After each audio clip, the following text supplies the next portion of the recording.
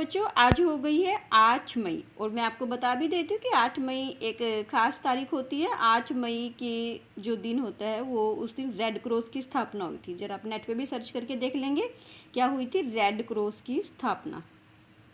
Red cross इसके बारे में पढ़ेंगे, कल थोड़ा पूछूंगी रेड क्रॉस क्या होता है। ठीक है, इसकी स्थापना हुई थी 8 अप्रैल की। हेनरी ड्यूनॉट ने करी थी। जीके का प्रश्न भी है, इसीलिए मैंने आपको यहाँ पे हाईलाइट किया है। आज हम करेंगे, कल आप लोगों को मैंने पूर्ण प्रतियोगिता बाजार के नोट्स दिए थे और मैंने कहा था कि आप इसे रीड करके रखना ताकि आपको अच्छे से समझ आ जाए। ठीक है, आपने रीड कर लिया होगा, समझाऊंगी आज मैं, ये ड्यूटी मेरी है। देखिए, पूर्ण प्रतियोगिता बाजार, कल आपने बिल्कुल यही पढ़ा होगा। देखिए, यही शब्द लिखे होंगे, लेकिन उससे पहले मैं आप लोगों को बताऊंगी कि बाजार क्या होता है। बाजार का अर्थ देखिए, बाजार का अर्थ है किसी विशेष क्षेत्र से ना होकर, ऐसे नहीं कि फलां जगह जाएंगे तो बाजार लगा मिलेगा, नहीं। बाजार का अर्थ किसी विशेष क्षेत्र से ना होकर एक ऐसी प्रक्रिया, एक ऐसी स्थिति से है जहां क्रेता और विक्रेता एक दूसरे के संपर्क में आते हैं। कहाँ आते हैं? एक दूसरे के संपर्क में। और इसके लिए जरूरी नहीं है कि हम किसी विशेष क्षेत्र पे जाएं। देखो, आजकल तो ऑनलाइन शॉपिंग होती है, फ़ोन पे ही किसी की शक्ल भी नहीं दिखती है, दूर से अपना हो जाता है, जिसने जो खरीदना है वो पेमेंट हो जाती है, डन। पेटीएम से करो, एटीएम से करो, जिस तरीके से, ठीक है, क्रेडिट कार्ड से करो, डेबिट कार्ड से करो। तो बाजार का अर्थ क्या होता है? किसी विशेष क्षेत्र से न होकर एक ऐसी प्रक्रिया, एक ऐसी स्थिति से जहां क्रेता और विक्रेता एक दूसरे के संपर्क में आते हैं। किस में आते हैं? संपर्क में आते हैं। अब मैं बताती हूँ कि बाजार होते कितने प्रकार के हैं। बाजार होते कितने प्रकार के हैं? बाजार मुख्यतः जो आपके सिलेबस में है वो 4 प्रकार के हैं। ठीक है, कितने प्रकार के हैं? 4 प्रकार के। देखो, सबसे पहले जो प्रकार है पूर्ण प्रतियोगिता बाजार, जिसके बारे में आपने कल पढ़ा था। एकाधिकार बाजार दूसरा, ये बिल्कुल इसका विपरीत होता है, बिल्कुल इसका उल्टा होता है। जो विशेषताएं इसकी होती हैं ये बिल्कुल इसकी उल्टी होती हैं। उसके बाद है एकाधिकारात्मक बाजार। ये एकाधिकारात्मक बाजार, ये बाजार इन दोनों ही बाजार के बीच की स्थिति है। और उसके बाद जो लास्ट है वो है अल्पाधिकार बाजार। ये हम एक एक करके करेंगे। ये आपका 11वां, 12वां और 13वां चैप्टर रहेगा। लेकिन अब जो मैं करवा रही हूँ, वेरी वेरी इंपॉर्टेंट, ये बोर्ड की एग्जाम में सब में आएगा। कोई एक बाजार आएगा, पूर्ण प्रतियोगिता आ सकता है, एकाधिकार आ सकता है, एकाधिकारात्मक बाजार आ सकता है, अल्पाधिकार जिसको कि ओलिगोपोली बोलते हैं, कोई एक बाजार आएगा 6 नंबर में डेफिनेट, हर एक के कोड में। ठीक है, तो समझिए पहले पूर्ण प्रतियोगिता बाजार किसे कहते हैं, इसकी विशेषताएं।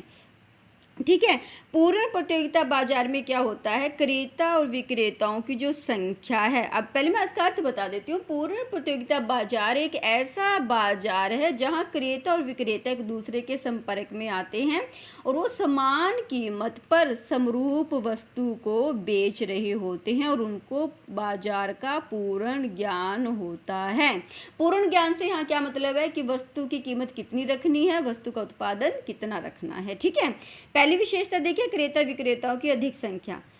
ये मैंने आपको पहले अर्थ में ही क्लियर किया है कि यहाँ क्रेता और विक्रेताओं की संख्या पूर्ण प्रतियोगिता बाजार में बहुत ज़्यादा होते हैं। जितने मर्जी यहाँ पे विक्रेता हैं, जितने मर्जी यहाँ पे क्रेता हैं। अगला है समरूप वस्तु का उत्पादन। और जिस भी वस्तु का उत्पादन करते हैं वो समरूप होते हैं, नहीं रंग, रूप, शक्ल बिल्कुल भी अंतर नहीं होता, एक जैसे होते हैं। मान लीजिए पूरी मार्केट के अंदर ये जो मैं पेन दिखा रही हूँ, प्रोडक्ट इसका हो रहा है, तो पूर्ण प्रतियोगिता का एग्जाम्पल है। सारे बाजार में यही पेन मिल रहे हैं, समरूप वस्तु, इसी तरीके रेड कलर है, इसी तरीके से इसका मोड होगा जो भी है। उसके बाद है पूर्ण ज्ञान। हर एक उत्पादक को और हर एक क्रेता को, यानी खरीदने वाले को और बेचने वाले को पूर्ण ज्ञान होता है कि वस्तु कौन सी वस्तु है और उसका मूल्य क्या है, क्योंकि समान कीमत होती है और वस्तु भी सेम समरूप होती है, शक्ल में, गुण में, आकार में, बिल्कुल समरूप वस्तु होती है। समरूप का मतलब होता है बिल्कुल भी अंतर ना होना।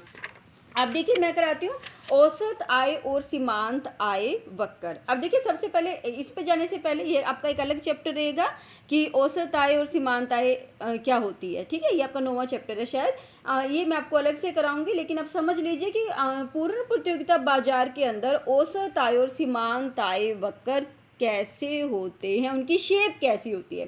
पहले तो जब भी मैं, जैसे कि मैंने भी पीछे बताया कि जो जहाँ पर पूर्ण प्रतियोगिता बाजार क्या होता है, जहाँ पर डिमांड डिमांड और सप्लाई एक दूसरे के बराबर हो जाते हैं। ई बिंदु संतुलन बिंदु, इक्विलिब्रियम पॉइंट है। मैंने देखो पॉइंट आउट भी किया, चेकिंग करी थी तो लिखा नहीं आप लोगों ने यहाँ पे कि ये ई बिंदु है, this is the E point. ये संतुलन बिंदु है। देखिए मैंने वाई अक्ष पर पी से प्राइस, सी से कॉस्ट, आर से रेवेन्यू यानी कि कीमत, लागत, आय को लिया है और यहाँ पर मैंने उत्पादन को लिया है।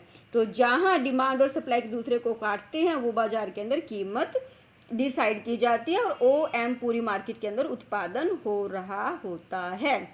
अब अगले में देखिए क्या है, अगले डायग्राम के अंदर ए और एम आर जो वक्र है वो सीधी लाइन की भांति होते हैं। पूर्ण प्रतियोगिता बाजार के अंदर यही लाइन, इसी को हम कीमत रेखा भी कहते हैं, इसी को हम ए आर वक्र भी कहते हैं, इसी को हम एम आर वक्र भी कहते हैं और इसी को डी मतलब डिमांड वक्र भी कहते हैं। ध्यान से सुन लीजिए आप, पी को ही यानी कि ए आर को ही हम डिमांड वक्र भी, मांग वक्र भी कहते हैं और पूर्ण प्रतियोगिता के अंदर ए आर और एम आर दोनों बराबर होते हैं। अब आप देख लीजिए यहाँ मैंने आपको ओ उत्पादन, एम उत्पादन बताया था पी कीमतों के ऊपर।